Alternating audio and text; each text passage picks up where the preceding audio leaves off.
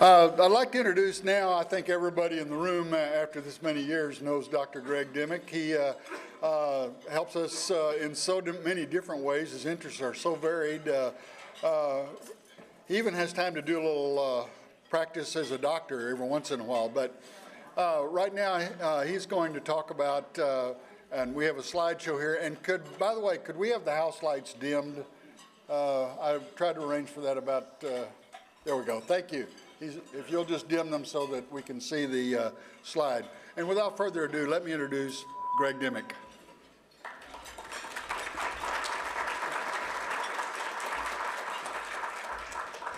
Thank you, David, and I appreciate everybody having me here today.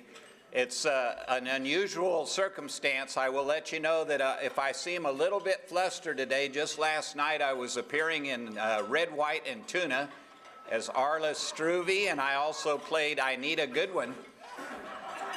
And I get to go back and do that this evening, so if I break into a little Arliss Struve or Anita, y'all will understand it's just part of my role. We will, and we sure will. What I'd like to do today is not play the part of an MD or a historian PhD today. What I'd like to do is play the part of a lawyer. And what I'd like to do is make a case today, and y'all are the jury, and you can let me know afterwards if you have any questions or any comments if you think I'm off base here. What I'd like to do is talk about the cannon that was on display here at the conference 2 years ago. And I'm going to tell you the story, and I'm going to try to lead you through my argument as to why this cannon that was on display here is actually a Alamo cannon, an Alamo Defender cannon.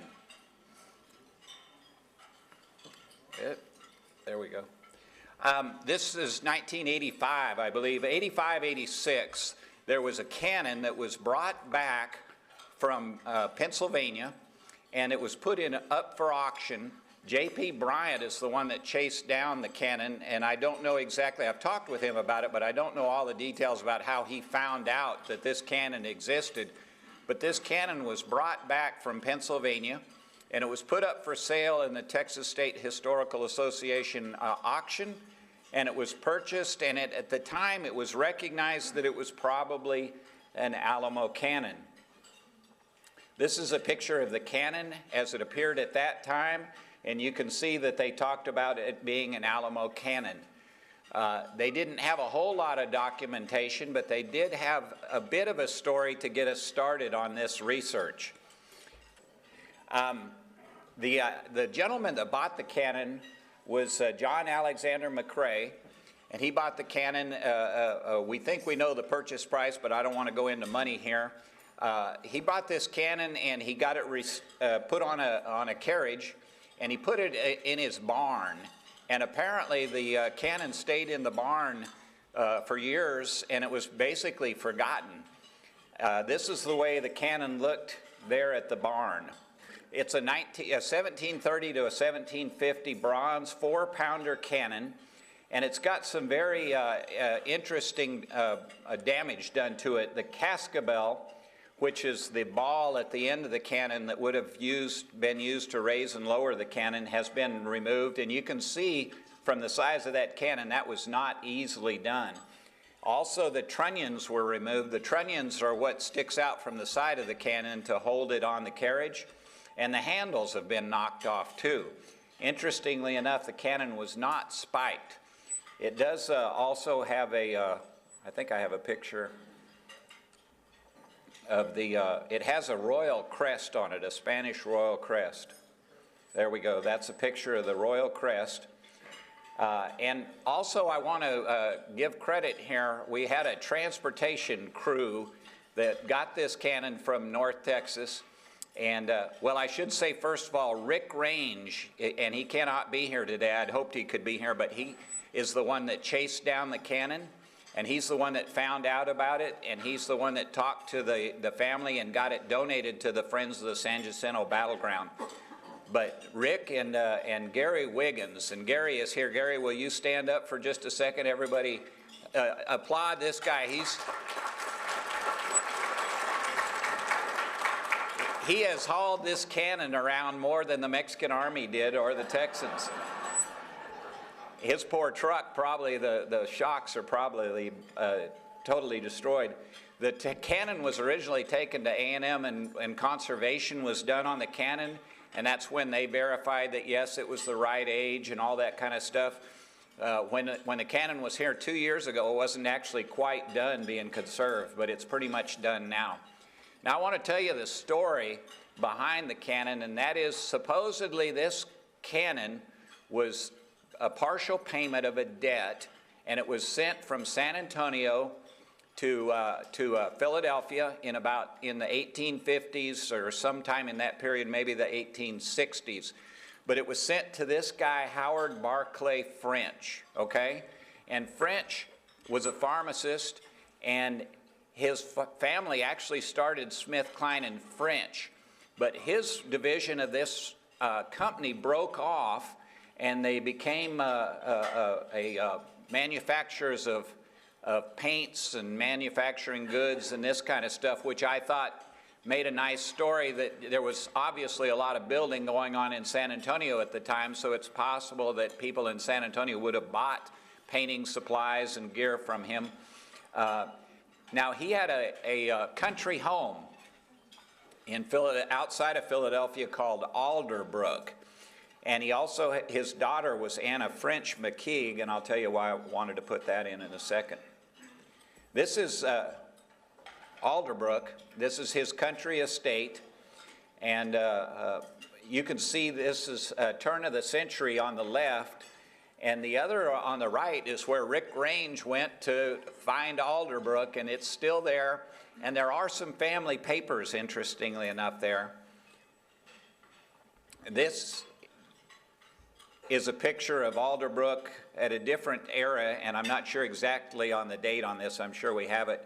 But you can see down on the insert on the right, you can see our cannon, and it's a pretty distinctive cannon. As far as the muzzle goes, it's an unusual cannon, so I think it's pretty obvious that this is indeed the cannon that was on display at Alderbrook.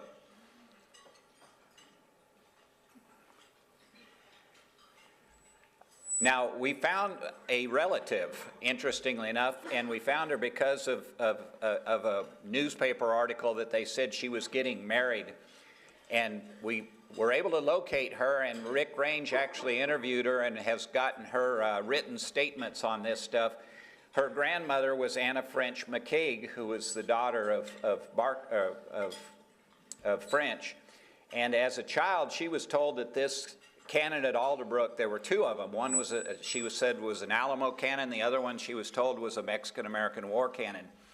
And she also told us, now there's an autobiography of one of the cousins of John Barclay French, and he was a Samuel French. Samuel French was a Confederate general, interestingly enough. Even though he was from New Jersey, he married a woman from Mississippi, and he became a plantation owner in Mississippi, and was a Confederate general. He was artillery officer, which I thought was another nice tie-in, that here he had an interest in cannons, and he was an author, and he did his autobiography. And so we were thinking, well, maybe this is the connection. We started looking into his autobiography and finding out about the history of Samuel French, and we found out he was a West Point grad, and he served. We had talked earlier today about Ringgold's flying artillery.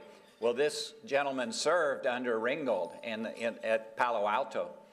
And he also lived in San Antonio for a while, and he served there, and he helped build the road from San Antonio to El Paso. And he was married, and his wife actually died in childbirth in San Antonio. But then this last thing, we were pretty suspicious. Well, maybe this is the guy. This is a great connection, that there's a French in San Antonio at about this period.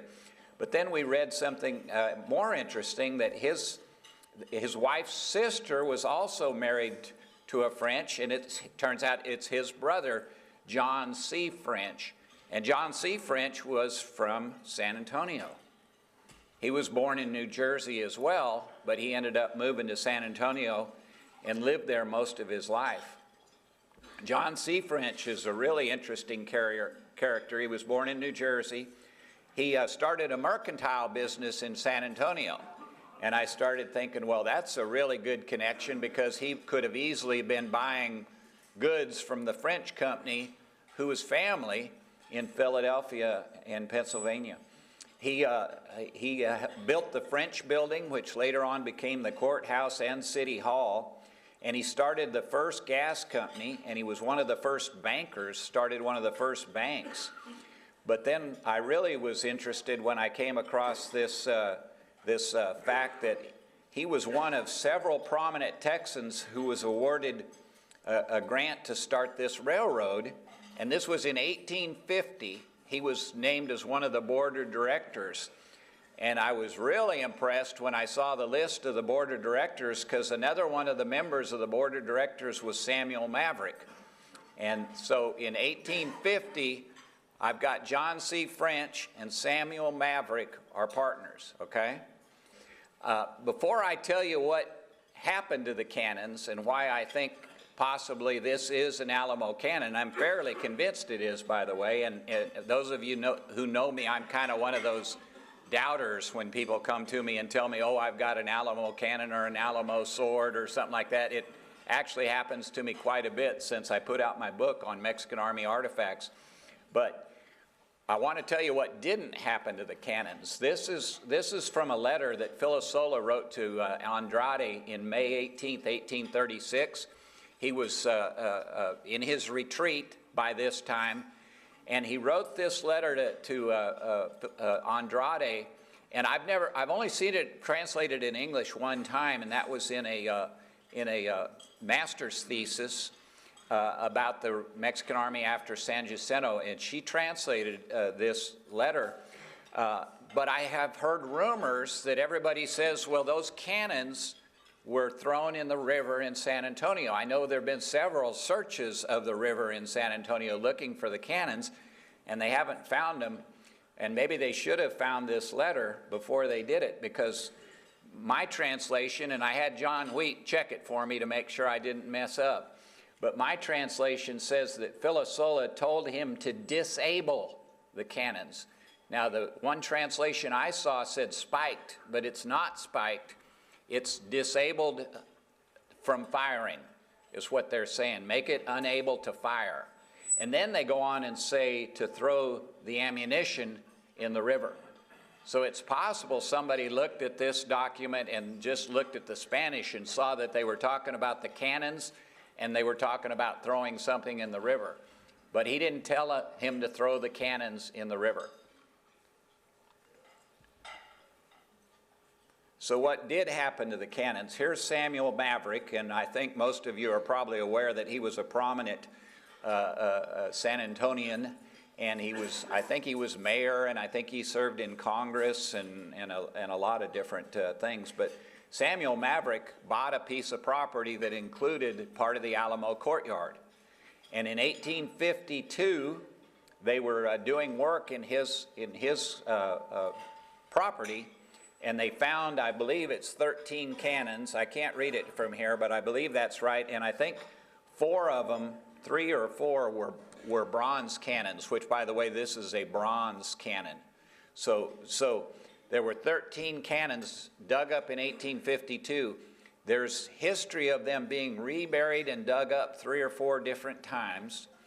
And each time it seems as though some of them kind of disappeared. They have a record that one of them was given to a friend of Maverick's, not the French's, but we know then that he actually did that. We have letters of him writing to the governor of Texas during the Civil War saying, you're welcome to come dig up these cannons if you want them. But he said, but I'm not going to do it. He told him he was too busy. So I want to restate my case here that Maverick and John C. French are partners in 1850, and in 1852, he digs up 13 cannons on his place. And we think we have a good idea about what happened to the other 3 bronze cannons, so there was only one that we didn't know what happened to. My argument is that this may well be the one. Interestingly enough, one of them was melted down and used for the church bell. I think it's St. Mark's Cathedral, I could be wrong, in San Antonio. So, what are the facts here? We know that J.P. Bryant brought back this cannon. We know that the French family was under the impression that this was an Alamo cannon. We know that the Philadelphia / Alderbrook French family had family members that lived in San Antonio in the 1840s all the way to 1870s. We know that Samuel G. French was an artillery officer, and he lived in San Antonio on several occasions. We know that John C. French lived in San Antonio, and he was partners with Samuel Maverick in 1850. We know that Samuel Maverick had several Alamo cannons that were on his property. And I can't read the last part. Huh? 4 brass cannons, okay, thanks. We also know that the brass cannons were brought back from Philadelphia. Oh, I'm struggling here. I'm gonna let y'all read the facts there, okay? I can see that one of them is that the damage done was consistent. Some people say, well, they should have been spiked. Some of the Alamo cannons were spiked, but a lot of them had this same damage that this cannon has. And if you think about it, that damage is far more damaging than spiking a cannon. If you spike a cannon, you can take the spike out, you can re-drill the hole, the fire hole, but you can't repair this kind of damage. And it took some real effort to do this kind of damage. It wasn't done by some kids playing with it or somebody that just wanted to beat up some cannons. It had to have been intentional.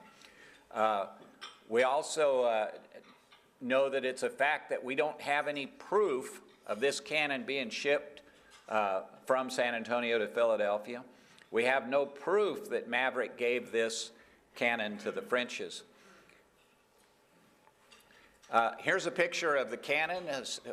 We have got the Alamo to accept it as a loan. It still is property of the Friends of the San Jacinto Battleground. We would like to eventually get the cannon given to the Alamo. One of the things we wanted to do is make sure that it had a good home there before we did that, because the A&M did such a great job conserving the cannon. You can see how gorgeous it looks. We wanted to make sure that they had it properly housed, and we were really excited. They put it in the chapel in the first room on the left. So if you go in the chapel, first room on the left, you can see a cannon that may well have been an Alamo cannon. Now, I want to take it a little step further and tell y'all some real fresh history. There's all kinds of fresh history coming up. This is a document that I found, and another gentleman found, interestingly enough, online, because he and I are both going through the Mexican military archives.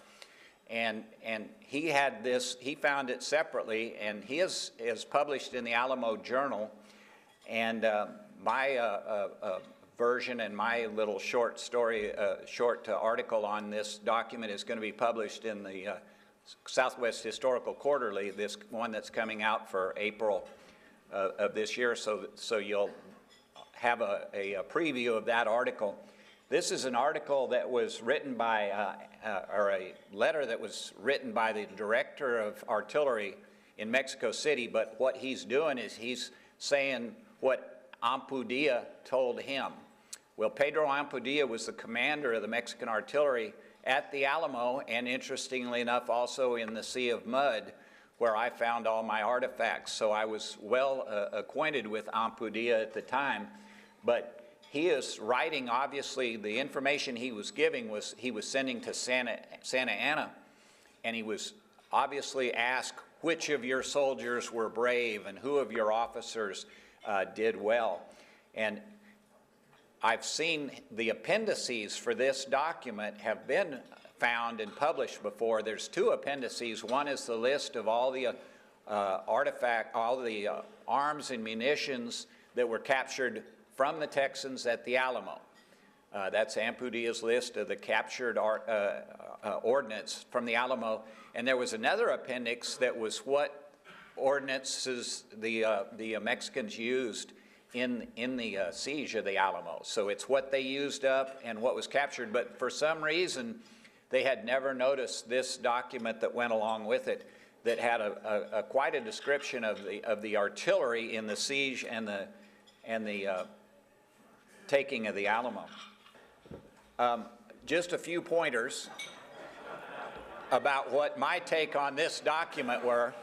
I actually have slides if anybody wants to look at them later, but I've hidden them because I didn't want to go through the whole document. I've got the whole document on slides. But Ampudia was a real bootlicker. He was everything that Santa Anna did, he said was a great choice. Everything. He said he acted like every time they placed a cannon, it was where Santa Anna told him to, and it was an excellent choice. He also verifies that the Mexicans did not just ignore the fact that the Texans shot the 18-pounder at them. They set up 2 howitzers, and they lobbed howitzer shells back in them. The San Luis Battalion report says the same thing. They said that they lobbed 4 back in there. In this document, Ampudia actually says they continued until nightfall bombarding the Texans. Also, he talks about when they were first setting up their very first cannon position, he says that the artillery, the Mexican artillery, was able to dismount 2 of the larger Texas pieces. And Almonte says the same thing, and he used the same word, dismounted.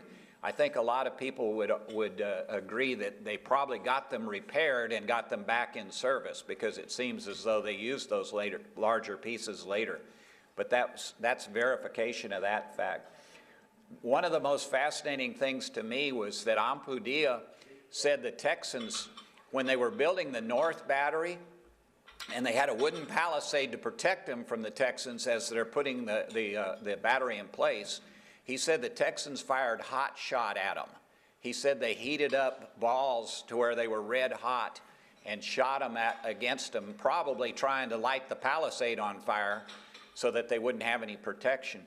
But Ampudia said that using hot shot goes against all laws of humanity and war. So I love it that we have a Mexican officer telling how immoral the Texans are, because we always hear the other side, but we don't usually get that drift.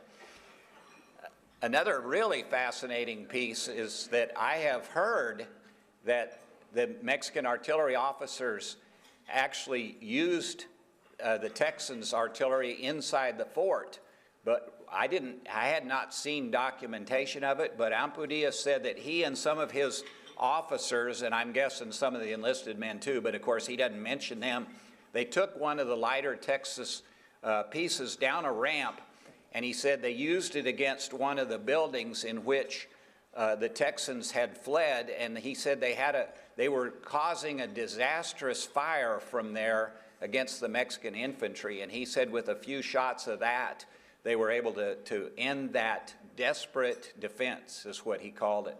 So I thought that was fascinating that, yes, he was inside the Alamo. Yes, he brought a Mexican cannon down. I just found another deal in Tom Lindley's papers that I was looking through. And Tom had found in Mexico City, in Ampudia's military records, a report from Juan Valentin Amador, and it says basically the same thing. Ampudia says Amador was there. Amador talks about how there were 13 Texans in the building, and that Ampudia was able to dislodge them with that fire. Now, obviously, I wanted to tell you all that interesting piece of information about that new document, but I had an ulterior motive in doing that. First of all, this is a howitzer, by the way. It's at West Point, and there's one of our howitzer shells that we found. This is what they would have fired against the Alamo, the howitzer shells. Those are exploding shells. The reason I wanted to put this document in here is because if you think about it, I've just made an argument that our cannon is a Defender cannon from the Alamo, and it's a smaller piece. They had 4 4-pound cannons. I've seen one source that says 2 brass, 2 iron. I've seen one that says 3 iron, 1 brass. And then they had three 3-pound cannons, but I've seen a source that says they were mounted more on naval carriages. And so there's a chance, if you think about it, that this cannon that we have recently lent to the Alamo and hope to donate was that cannon that Ampudia wheeled down the ramp. We don't know exactly where the cannons were, but I'm anxious to do some more research. My mind's always working. I saw that Amador, Juan Valentin Amador, wrote that document about Ampudia being in there and using the Texans cannon. Well, Juan Amador was the second in command of Cosa's column. And Cosa's column, and I just had to go look all this up, attacked the west wall. And so there's some more information where we may know at least where one small piece of artillery was along that west wall, because that's most likely the one that Ampudia would have used. In fact, Amador says that Ampudia came to him immediately and asked permission to go inside the Alamo. So it's all neat stuff. This slide, we're talking about potential places that research can be done. And I don't think we're ready to officially announce any contest, but you all remember we had a contest a few years back about Emily West. And so we're trying to put together a contest, and I think we'll end up probably putting it on our website if we get that together. And what we'd like to do is we'd like to have a contest not to write an essay, but to find that one piece of evidence. We think that there's a very good chance that somewhere out there in a newspaper, in the French family files, in the Maverick papers, there's a shipping document. There's a newspaper article saying that the Frenches have obtained an Alamo cannon and how cool that is. I believe that there's a good chance that it's out there, and we'd love to find it so that we could nail down, so that we don't have to use this circumstantial evidence that we have. We want facts. So be looking for that contest. Like I said, we don't want to do an essay. We just want the document. And we're willing to pay for it. We're going to have cash award based on the value of the document, and we'll have a 3-man jury. I don't know if they know they're on the jury, but we already thought about 3-man jury to grade the piece of the document and find out if it's an A+ or an A or an A-. But we'll get back to you on the details on that. I think that's the end. I appreciate it. Thank you.